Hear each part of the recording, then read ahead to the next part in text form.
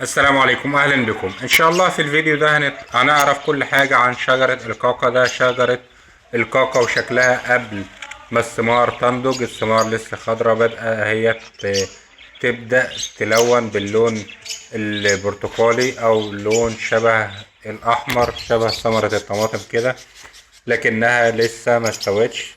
في الحالة دي زي ما انتم شايفين هنعرف كل حاجة عن شجرة الكاكا، التربة المناسبة وطرق زراعتها. شجرة الكاكا لها أسماء كتير، اسمها الكاكا أو الخرمة أو زي ما بتتسمى في بلاد كتير، وبيختلف اسمها من بلد للتانية. أصلها يرجع لدول شرق آسيا وخصوصا الصين، ده الموطن الأصلي بتاعها، دول شرق آسيا. طبعا نجحت زراعتها في مصر، وخصوصا في مصر والدول العربية وشمال أفريقيا. كمان ناجحة جدا في دول حوض البحر المتوسط بسبب المناخ المعتدل والتربة الجيدة. شكل الثمرة مميز جدا عن باقي الفواكه التانية. كمان طعمها مميز جدا، نسبة السكريات فيها عالية، عشان كده طبعا لازم تكون مستوية، لأنها لو نية بيبقى طعمها صعب جدا. عشان كده طبعا مهم جدا ناكلها وهي مستوية، ما ناكلهاش وهي نية عشان ما تأثرش، ما تديناش انطباع وحش عنها. الشجرة عموما بيتساقط أوراقها كلها بداية بعد ما بناخد منها الثمار، بنلاقيها ما فيهاش أوراق خالص، وخصوصا في فصل الشتاء لحد بداية التزهير بتاعها بيبدأ يطلع مع الأزهار بتاعتها الورق. التربة اللي بتنجح فيها لازم طبعا تكون تربة خفيفة خصبة جيدة الصرف. لازم صرف جيد، لأن كتر المية بتأثر على الجذور وبالتالي تؤدي إلى أعفان الجذور. عشان كده طبعا أهم حاجة الري بانتظام.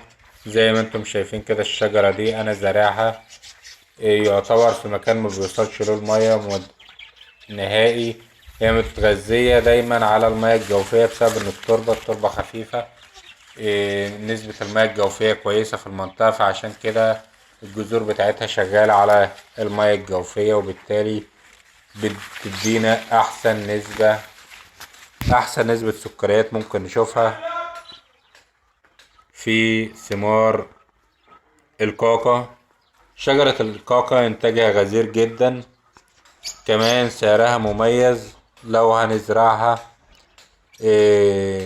في مزرعة مثلا كتير، في مزارع كتيرة مهتمة بشجرة الكاكا، عشان كده بنلاقيها في شهر 9 و10 متوفرة جدا في الأسواق، وخصوصا الأسواق المصرية بقت منتشرة جدا. شجرة الكاكا مميزة، ثمار الكاكا نفسها مميزة جدا.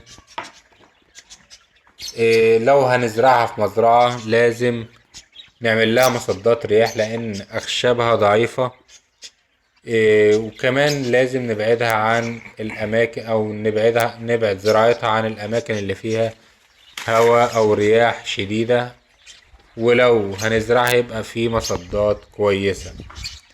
تكاثر شجرة الكاكا بيتم التكاثر عن طريق البذور، زراعة البذور في فصل الخريف أو فصل الربيع، وبعد كده ممكن تستمر معانا الشجرة من البذرة، بس هتتأخر في الإنتاج، ممكن تاخد معانا من 4 ل5 سنين. كمان لو احنا عايزين إنتاجها يبقى سريع هنزرع البذور، وبعد كده بيبدأ التطعيم عليها من شجرة مثمرة في فصل الربيع. زي ما انتم شفتوا كده إيه، السيقان بتاعتها ضعيفة جدا. لازم نحاول حتى وقت الحصاد بنحافظ عليها عشان السيقان بتاعتها ما تتكسرش او نهدر ثمار تكون لسه نية. ثمرة الكاكا بتتميز بان سكرياتها عالية جدا ما شاء الله، يعني من الثمار اللي الكل بيحبها سواء الاطفال او الكبار.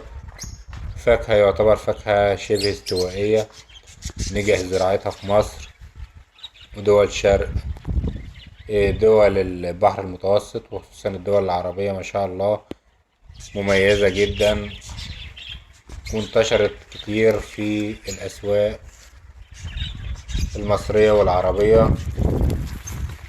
ممكن نحصل عليها من أي مشتل، أسعارها رخيصة جدا، نموها عالي. كمان من مميزاتها إن هي الارتفاع بتاعها ما بيكونش عالي، ممكن 2.5 متر، ده أعلى حاجة ليها. ممكن نعمل لها تقزيم عادي، تتزرع أيضا فوق سطح المنزل لو برميل كبير.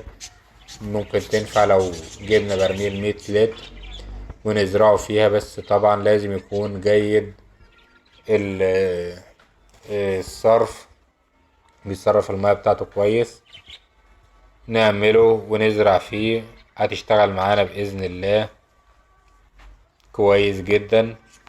زي ما انتم شفتوا ده كان شكل شجرة الكاكا، أوراق الكاكا، ثمار الكاكا، الساق بتاعها، كل حاجة عرفناها في الفيديو ده عن أشجار الكاكا. لو مهتمين بيها وكملتوا معانا الفيديو للآخر، نتمنى من كل واحد يسيب لنا اسم الشجرة أو اسم الثمار عندهم في بلدهم اسمها ايه. وشكرا لمتابعتنا، ونتمنى من حضراتكم تكونوا استفدتوا من الفيديو. وطبعا ما تنسوش تعملوا لنا لايك واشتراك للقناة وتفعيل زر الجرس دعما لنا للاستمرار وتقديم المزيد. وانتظرونا ان شاء الله في فيديوهات قادمة كتير بإذن الله.